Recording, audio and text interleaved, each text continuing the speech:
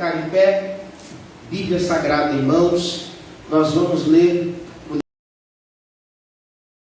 livro dos Salmos, número 122, no verso de número 1. Aleluia! Eu gostaria que toda a igreja acompanhasse, porque é de suma importância para a nossa vida e o nosso crescimento espiritual. Salmos 122, verso 1. Quem achou, diga amém. Amém. Diz assim: alegrei-me quando me disseram, vamos à casa do Senhor.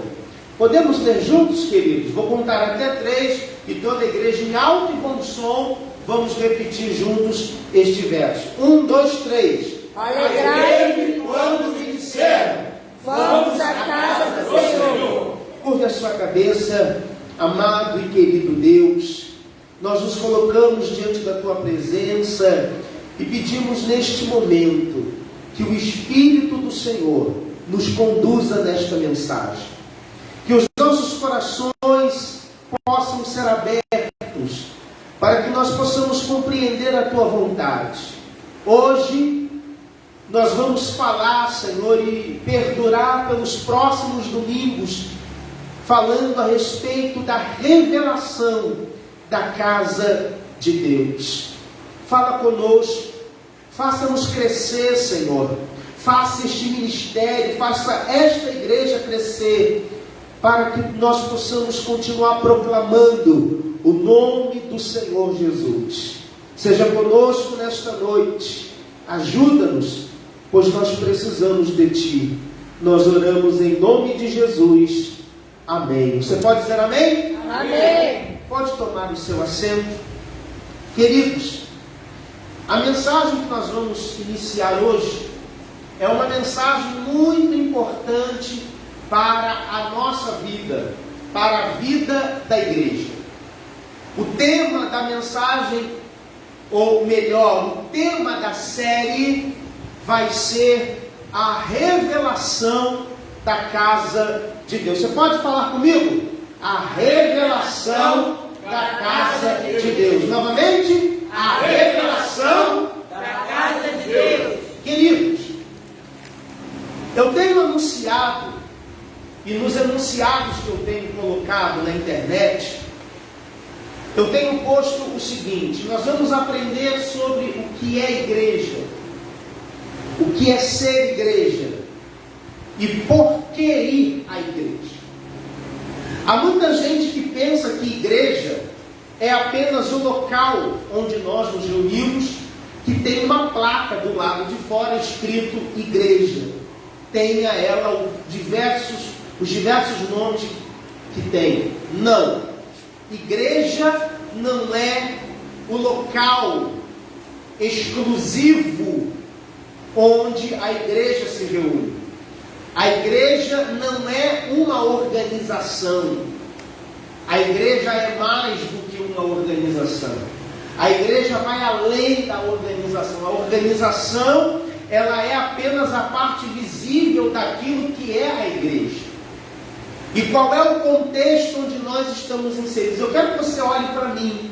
Eu quero que você atente bem para essa mensagem que nós vamos começar, esta série que nós vamos começar hoje, para que você cresça na graça e no conhecimento. Porque tem pessoas que estão na igreja, que fazem parte da igreja, mas muitas vezes ela não sabe o porquê que ela faz parte da igreja. Por que de estar se reunindo? Inclusive hoje nós temos um grupo que acredita não precisar mais da igreja, que é um grupo chamado desigrejados. São pessoas que permanecem fiéis à doutrina bíblica, fiéis a Cristo, fiéis a Deus, mas não acreditam mais na organização. Será que eles estão certos? Será que eles estão errados?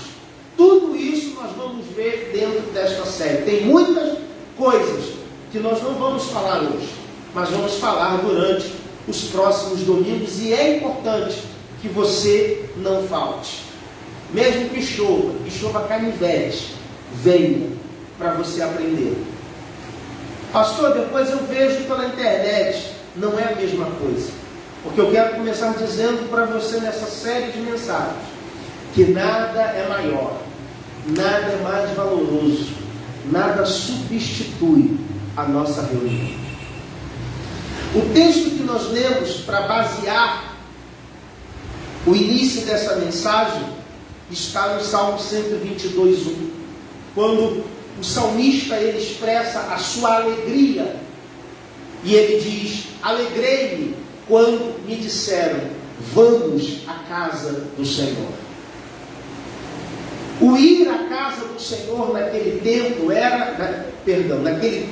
era especificamente o templo construído pelas mãos do rei Salomão. Você sabe, você conhece toda a história. Davi ele propõe no coração construir uma casa para Deus, para que nesta casa habitasse o maior dos símbolos da presença de Deus, que naquela época era a Arca da Aliança. A Arca da Aliança havia estado anos a fio fora do seu lugar de origem. E Davi ele diz: não é justo que eu tenha uma casa para morar, uma cama para deitar, um lugar para residir, e a arca do meu Deus fora do seu lugar, não tendo um lugar onde ela possa estar. E ele propõe no coração então construir um templo, mas Deus o impede de construir esse templo, dizendo que ele era homem de mãos sanguinolentas, homem de mãos sanguinárias. Davi era homem de guerra, Davi havia matado muitas pessoas em batalha. E então Deus faz o seguinte: propõe e permite a Davi guardar tesouros, juntar tesouros, fazer a planta do templo e permitir que Salomão, seu filho, pudesse então construir aquele templo. Segundo o livro das Crônicas, capítulo 7, Salomão já havia terminado o templo, e quando na sua inauguração nós vemos uma grande festa, presbítero Rafael, para o Senhor na consagração daquele templo. A Bíblia vai dizer que Salomão faz uma oração muito linda, uma oração muito bela, e a Bíblia diz para nós que terminando Salomão de orar, a glória de Deus encheu aquela casa. Aleluia! Louvado seja o nome do Senhor. Queridos, quando o salmista diz: alegrei-me quando me disseram, vamos à casa do Senhor, é desta casa que ele está falando, é deste templo que ele está falando. Jesus agora está entre os homens, e certa feita ele fala aos discípulos: onde houver 2 ou 3 reunidos no meu nome, eu estou no meio deles. Jesus está agora abrangendo a ideia de reunião. Jesus agora está abrindo o leque para a ideia de reunião. Há muitas pessoas que acreditam que o poder de Deus está centralizado no templo. Não, eu vou lá porque lá está o poder de Deus. Irmãos, isto aqui é apenas um lugar onde nós nos reunimos, onde a igreja de Jesus ela se reúne. Só que a Bíblia vai dizer no livro de Atos dos Apóstolos que a igreja primitiva ela se reunia no templo e nas casas. E nós vemos as maravilhas que o Senhor realizava quando a igreja se reunia. Houve uma época, e eu vou lhe dizer, se você não sabe, fique sabendo, houve uma época que por causa da perseguição do Império Romano, os cristãos primitivos não podiam estar nem no templo e nem nas casas, de sorte que eles se reuniam em lugares escusos em Roma, chamado as catacumbas, ou também as catacumbas de Roma. As catacumbas de Roma eram cemitérios, eram lugares onde se colocavam os cadáveres.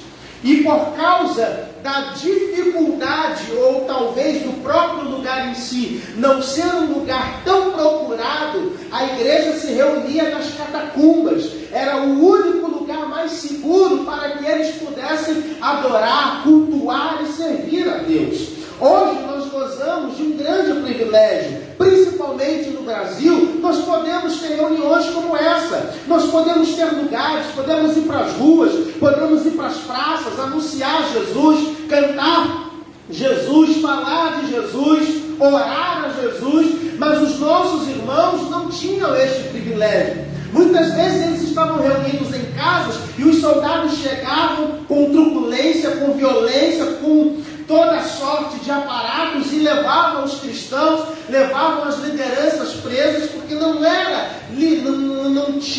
gozavam de liberdade religiosa. Então a igreja, ela nasce em Atos capítulo 2 e vivencia, depois de determinado tempo, uma grande perseguição. Mas isso não fazia a igreja parar. Isso não fazia a igreja retroceder. Pelo contrário, cada vez que a igreja, membros, liderança iam presas, a igreja crescia, a igreja florescia. As pessoas queriam estar, de sorte que a Bíblia diz, em Atos capítulo 2, versículo 47, que acrescentava o Senhor à igreja o número dos que haviam de salvar-se.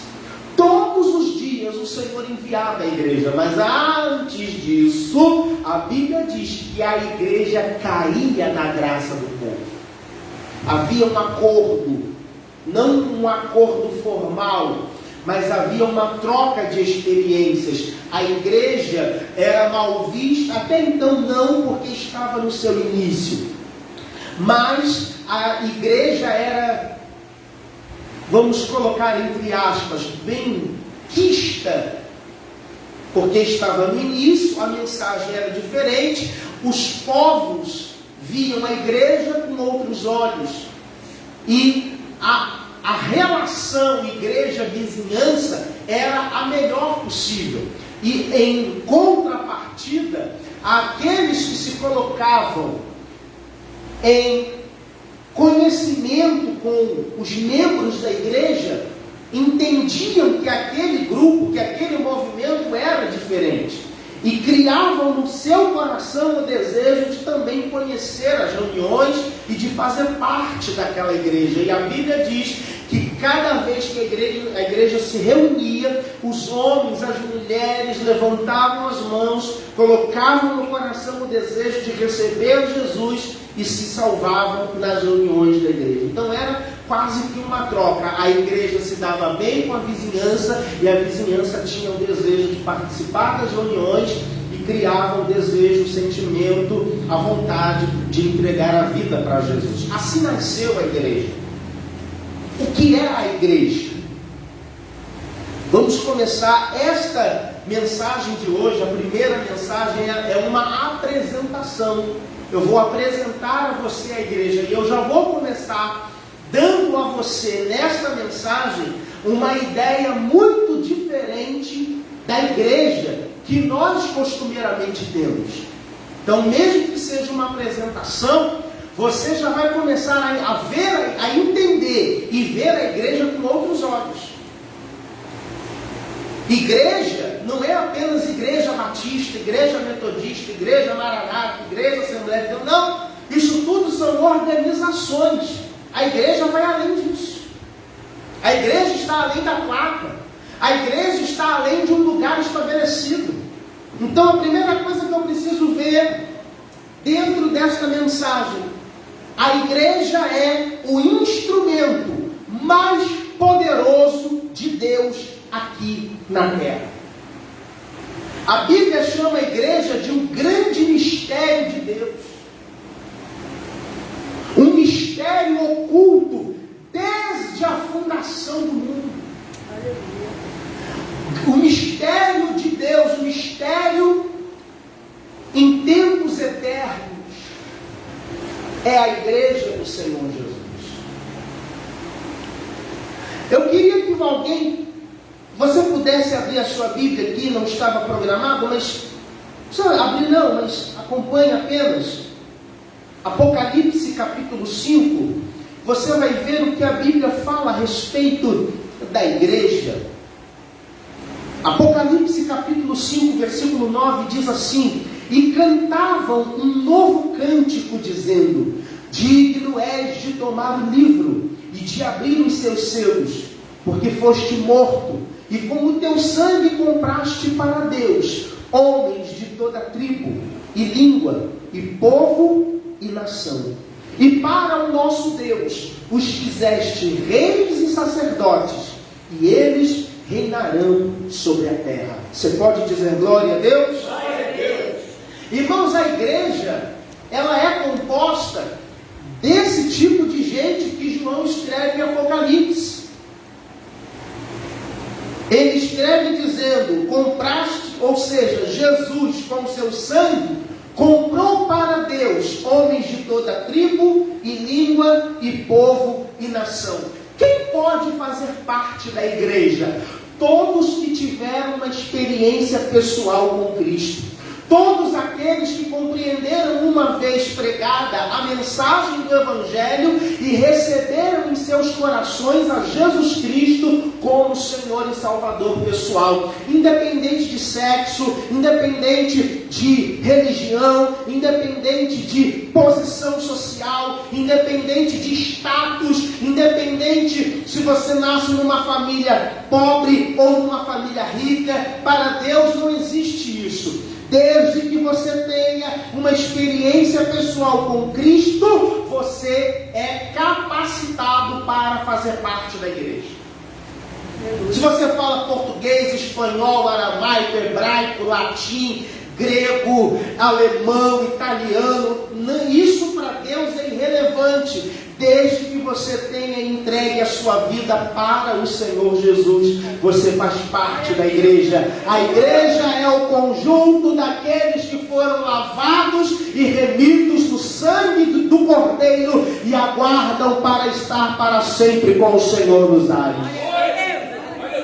Então a igreja é o instrumento mais poderoso de Deus aqui na terra. Na verdade, a igreja é a expressão visível do reino de Deus aqui na terra. Na oração do Pai Nosso, Jesus ele diz assim: quando orardes, orareis assim: Pai nosso que estás no céu, santificado seja o teu nome, venha o teu reino. A primeira coisa que eu aprendo aqui é que Jesus não vem para estabelecer a igreja, ele vem para trazer o reino de Deus. Alguém uma vez acusa Jesus de expulsar demônios por Beelzebul. Ele expulsa demônios pelo chefe dos demônios. E Jesus responde dizendo: se eu expulso demônios por Beelzebul, a casa está dividida. Mas se eu expulso demônios pelo dedo de Deus, a vós é chegado o reino de Deus. O reino de Deus, na verdade, a gente não consegue ver, até porque a Bíblia diz que ele é um reino espiritual. E coisas espirituais não são vistas com olhos físicos. Mas o reino de Deus, ele precisava se tornar visível aos homens. De que sorte nós vamos mostrar o reino de Deus? Aí entra Jesus.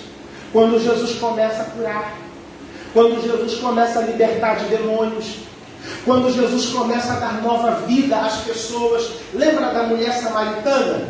Vai e chama teu marido. Ela diz: eu não tenho marido. Aí ele diz: disseste bem, porque tiveste 5, e o que tem agora não é teu. Aí ela: veja que tu és profeta. Ela vai lá na cidade, ela entra na aldeia e diz: olha, vem e veja um homem que falou tudo da minha vida. Eu vejo que ele é profeta. Isso é a ideia do reino de Deus. O reino de Deus, como Paulo vai dizer lá em Romanos 14, 19, que o reino de Deus não é comida nem bebida, mas gozo, paz e justiça no Espírito Santo. Ou seja, não são coisas visíveis. Você pode estar dentro de uma reunião, você pode fazer parte de uma sociedade, fora do reino de Deus. O reino de Deus é aquilo que trabalha no interior do homem. E uma vez no interior trabalhado, ele reflete onde? No exterior. Provérbios fala isso. O coração alegre aformoseia o rosto. Você pode não ter nenhuma tinta na sua face, mas se o seu coração estiver alegre, estiver satisfeito, o seu rosto estará formoso. Então isso é o reino de Deus. Só que com o passar do tempo, esse reino de Deus que chegou à terra, que chegou aos homens, precisava tomar uma forma visível. E a gente precisa entender, e eu falo da visibilidade do reino mais tarde, que a igreja é, portanto, a autoridade de Deus na terra. Está dando para você entender uma nova forma de ver a igreja? Está dando para você compreender que não é o fato de participar de uma reunião que faz de você participante da igreja, mas estar inserido no reino de Deus faz você ver a igreja com outros olhos. Aleluia. Eu sempre disse e digo isso aqui: não é o reino de Deus que trabalha para a igreja, é a igreja que trabalha para o reino de Deus. Por isso a gente não pode ficar preocupado com placa, porque muitas vezes a gente se apega à placa, mas esquece de se apegar ao reino. Jesus não veio estabelecer placa, ele veio estabelecer o reino. Venha a nós o teu reino.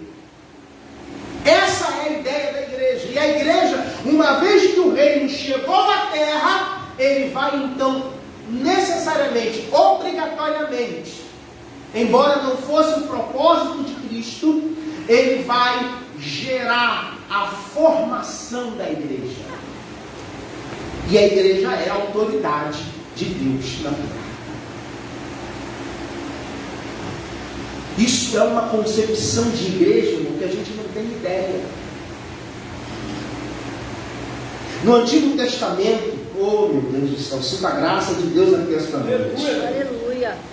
No Antigo Testamento, quando Moisés está com os filhos de Israel no deserto, Deus fala para Moisés congregar os filhos de Israel, porque ele ia falar. E toda a manifestação divina no Antigo Testamento, quando Deus ia falar, quando Deus ia se manifestar, ela vinha precedida de relâmpagos, de trovões. Você vai ver isso. O historiador Flávio Josefo, de linhagem sacerdotal, que escreve um comentário em 5 edições chamado História dos Hebreus, ele diz que em Êxodo capítulo 19, num belo dia, quando amanhece, o dia está limpo, o dia está claro, o sol está brilhando no céu, e de repente alguém avista um facho de luz cortando o céu, e automaticamente, ao olhar para o alto do Monte Sinai, as nuvens cobriam o alto do monte e relâmpagos começaram a faiscar no cume do monte. Ou seja, era a manifestação divina que começaria naquele momento no monte. Deus queria se manifestar, Deus queria falar aos filhos de Israel. Toda a manifestação de Deus no Antigo Testamento vai ser precedida de raios, de trovoadas e de relâmpagos. Só que passa o período do Antigo Testamento e agora entramos no Novo. Cristo vem. Mas Cristo passa 33 anos na terra e vai embora. Ele é crucificado, ressuscita, é assunto aos céus. E depois um grupo de pessoas dá continuidade à sua mensagem. Mas a ideia agora é como nós vamos ver o agir de Deus entre nós.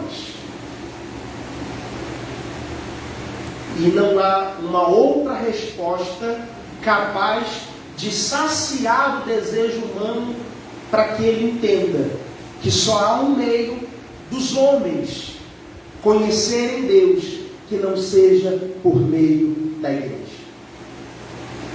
Quando eu falo em igreja, eu falo de uma manifestação visível de Deus.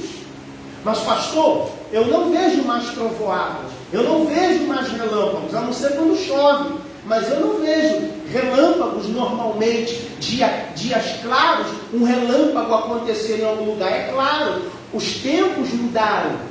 Deus continua se manifestando aos homens, mas Deus agora não se manifesta da mesma forma que se manifestava no Antigo Testamento. Ele tem a igreja, ele usa a igreja, e quando eu digo ele usa a igreja, ele usa a minha vida, ele usa a sua vida. Então a igreja é, portanto, a autoridade de Deus na terra. Existem dois aspectos da igreja a serem considerados. Primeiro aspecto, o aspecto individual. Aí eu começo a desmistificar um negócio muito pregado por esses desigrejados. Segundo eles dizem assim: eu não preciso ir à igreja, eu sou a igreja. Mentira. Isso não corresponde à verdade. Por quê? Porque vamos ver no aspecto individual. Algumas vezes a Bíblia se refere aos cristãos como membros do corpo individualmente. Eu sempre falei e repito, continuo batendo nessa tecla: igreja nunca foi, nunca será o indivíduo, ela sempre será um coletivo. Individualmente, você é membro do corpo. Você já viu um corpo só o pé? Alguém já viu? O corpo do fulano está ali, é só o pé. Não, só o pé separado é só o pé, não é o corpo. Aliás, Paulo vai dizer lá em 1 Coríntios capítulo 12, se todo o corpo fosse olho, o que seria da mão? Se todo o corpo fosse o pé, o que seria da orelha? Então, para ser o corpo, precisa de todos os membros. Diga, para ser corpo, precisa-se de todos os membros. Individualmente, nós somos membros. Corporativamente, somos corpo. Veja como isso vai abrangendo a nossa ideia, como vai abrindo a nossa mente para entender o que é ser igreja. No que diz respeito à salvação, por exemplo, ninguém é salvo em grupo.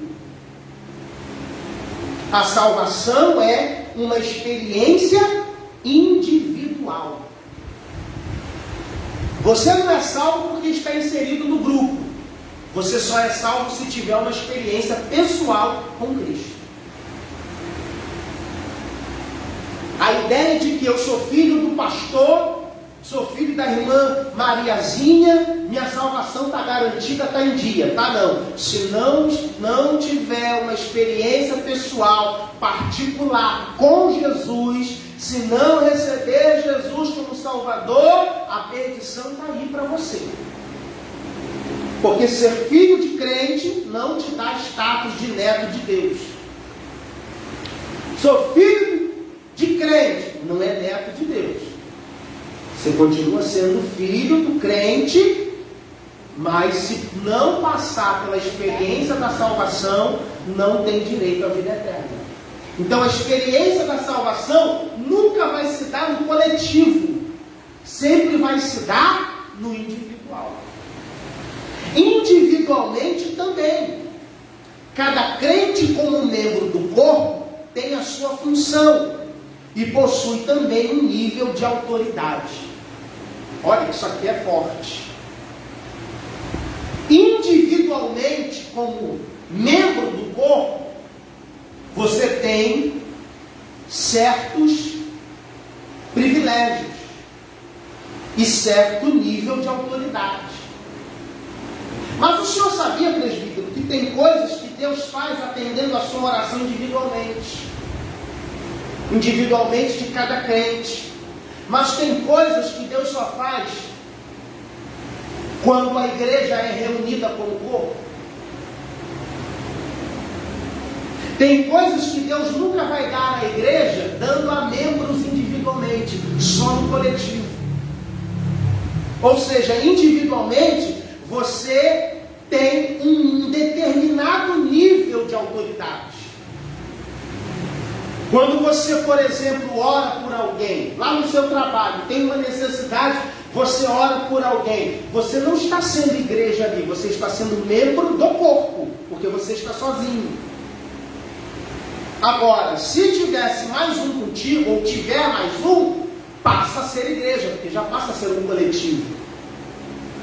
Coletivo, na língua portuguesa, é sempre dois ou mais. Um só é singular. É unidade. Então a unidade nunca funciona como corpo, funciona como membro, como parte integrante. Como coletivo, só dois ou mais. Então tem coisas que Deus vai proporcionar a você como membro, mas Deus vai proporcionar a você coisas como corpo. Então, individualmente, você tem a sua posição como membro e a sua posição como igreja, como corpo. Você precisa separar isso. Isso aqui derruba a ideia de que eu não preciso ir à igreja. Eu sou a igreja. Não, eu não sou a igreja. Eu sozinho não sou a igreja. Ah, eu vou orar na casa de uma família que não é crente. Eu não vou como igreja, eu vou como membro da igreja, como membro do corpo. Deus pode me usar ali? Sim ou não? Sim. Sim, porque eu ali, mesmo como membro do corpo, eu estou ligado ao corpo. Mesmo como membro, eu desfruto de um certo nível de autoridade. O diabo tem que me obedecer, a doença tem que me obedecer, a ordem que eu liberar tem que ser obedecida, porque eu sou parte integrante do corpo, eu sou membro da igreja. Esse é o aspecto individual. E o aspecto corporativo? Existem coisas que Deus só faz através da igreja de forma corporativa. Pastor, não entendi. Ok, vai entender. Existem coisas que Deus só dá à igreja como corpo.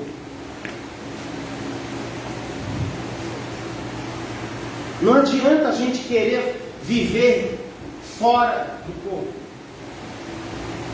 Eu não sei se alguém já teve a experiência, a oportunidade de ver a amputação de um membro de um corpo.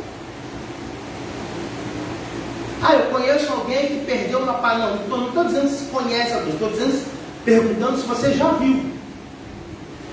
De repente passou, viu lá cortarem, por exemplo, o braço de alguém. Você viu, teve a experiência de ver. Você vai ver que quando se decepa uma parte do corpo, por alguns instantes ele ainda se mexe. Mas ele vai se mexer a vida toda? Não. Por quê? Ele perdeu a sua ligação com o corpo. Ele pode até funcionar alguns minutos. Ele pode funcionar algumas horas. Mas ele não vai funcionar para sempre, porque ele está fora do corpo. E fora do corpo, o membro individual morre.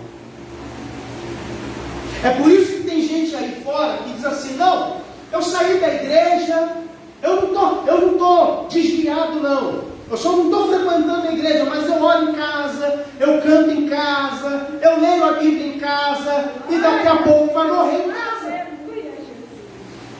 Porque não vai subsistir a vida toda, filho.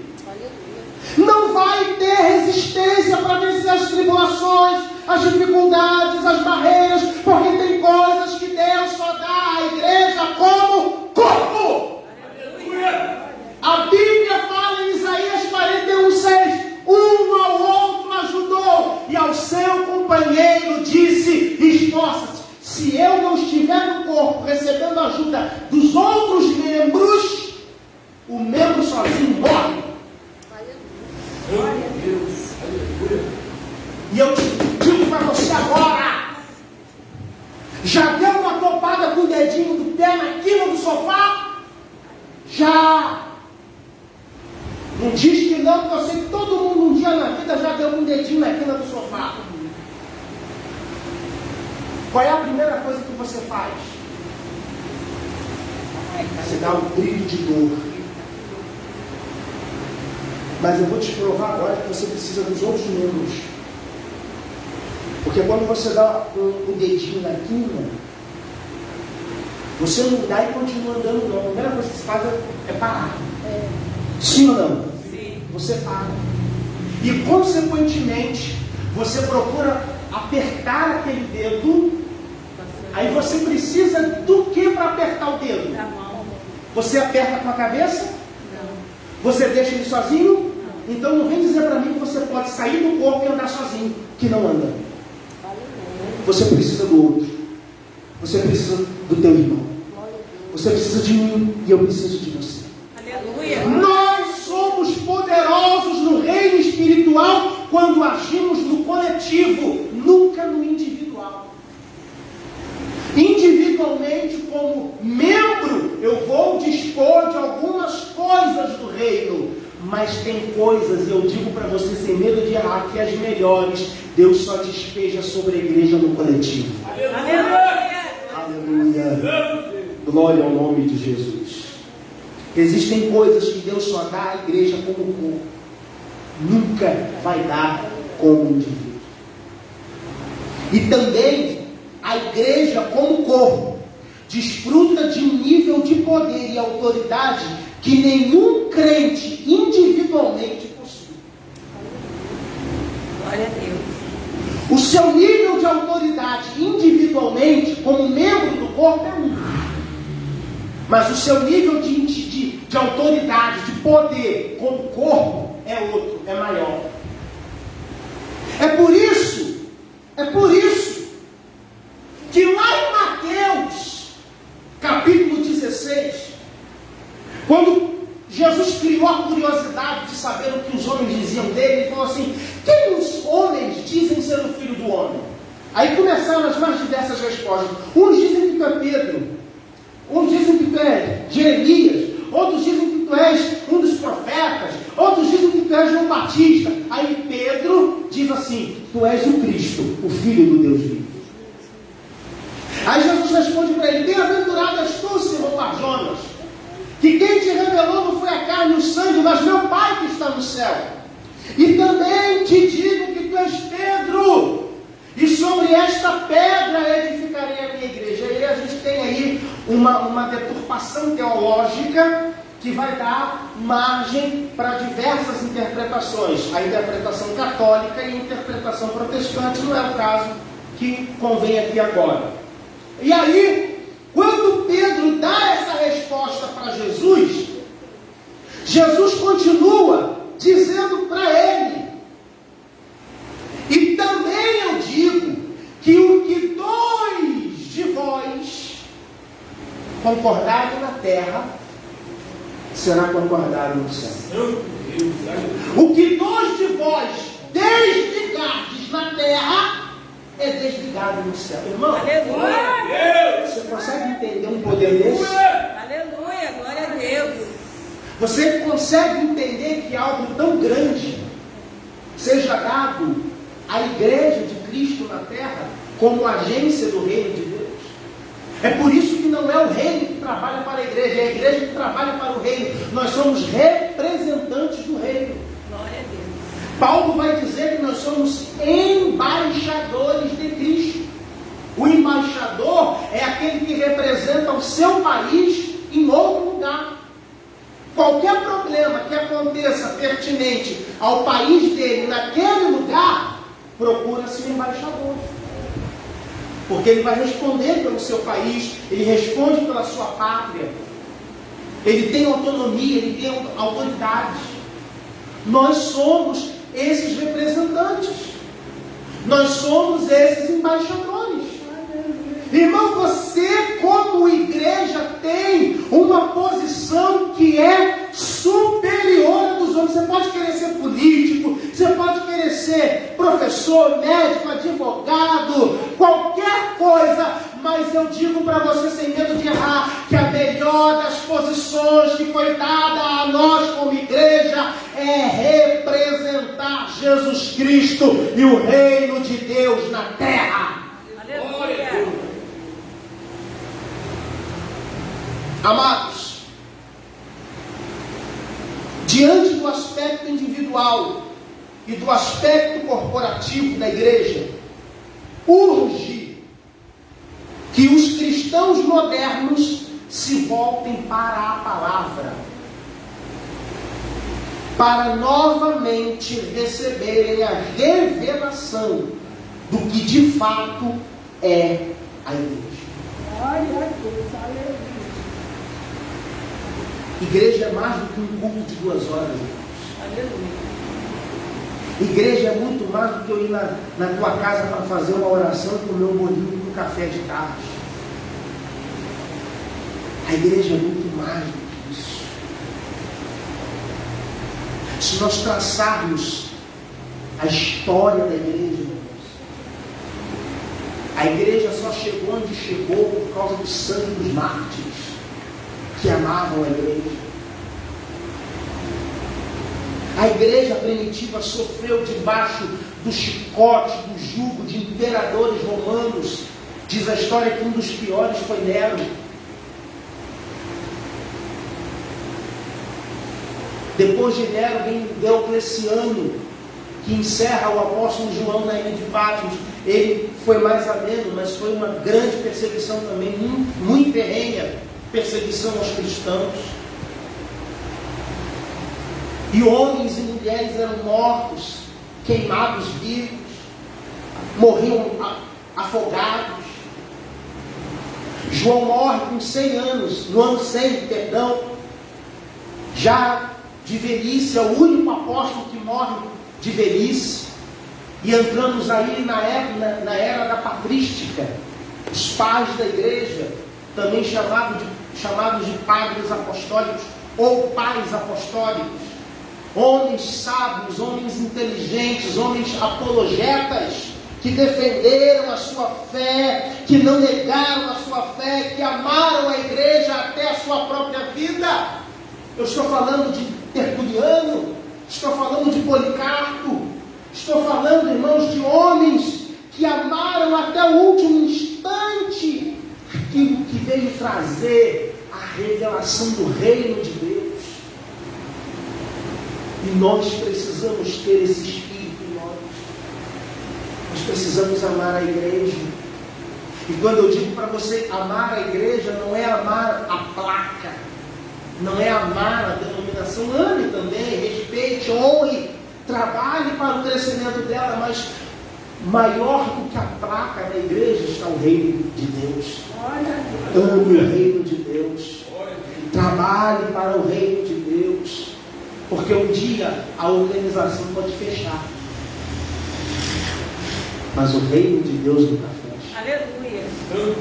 Um dia pode chegar a nós a enfermidade, a gente não poder mais trabalhar para a organização, mas continuaremos trabalhando para o reino de Deus. Glória a Deus. E nós vamos, a partir da próxima mensagem, ver as implicações acerca da igreja e o que podemos aprender com essas revelações baseados no sonho de Jacó. Se você quiser, leia na sua casa, o livro de Gênesis, capítulo 28, vai falar sobre o sonho que Jacó teve. Leia este capítulo, leia este texto, e a partir da próxima mensagem nós vamos meditar a respeito desta visão, deste sonho que Jacó tem, e receber para nós as revelações aplicadas que Jacó obteve naquele lugar. Você pode dizer glória a Deus? Glória a Deus. Vamos nos colocar em pé, amados. Nós vamos orar e vamos terminar este culto para a glória de Deus. E eu quero orar com você nesta noite. Aleluia. Eu quero